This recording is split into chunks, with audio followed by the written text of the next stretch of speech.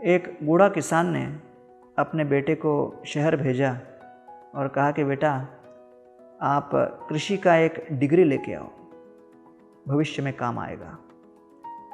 पुत्र गया, कॉलेज में भर्ती हुआ।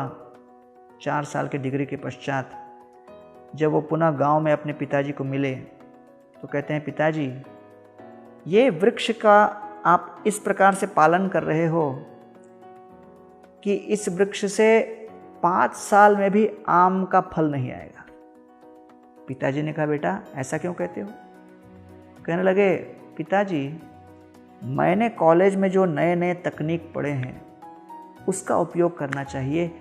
ये आधुनिक तकनीक के बिना आपके प्राचीन कार्य कभी सफल नहीं होंगे। इससे कभी भी 5 साल के अंदर आम नहीं आएगा। इसको सुनकर पिताजी मुस्कुराए और पुत्र को कहते हैं, बेटा तुम्हारे अपने तकनीक से जीवन भर भी इस वृक्ष से आम नहीं निकलेगा। पुत्र ने कहा, पिताजी आप मेरे विद्या, शिक्षा और निपुणता के ऊपर इस प्रकार प्रश्न मत उठाओ, आरोप मत लगाओ। आप जानते नहीं मैं कितना प्रगतिशील हो चुका हूँ, आप ऐसा क्यों कह रहे हो? पिताजी ने कहा, बेटा मैं इसलिए कह रहा हूँ कि इस वृक्ष से जीवन भर आम नहीं निकलेगा क्योंकि ये आम का वृक्ष नहीं, ये जामुन का वृक्ष है। और जामुन के वृक्ष में और आम के वृक्ष में भी आपको अंतर नहीं पता, तो इतना बड़ा डिग्री लेकर आपने क्या किया?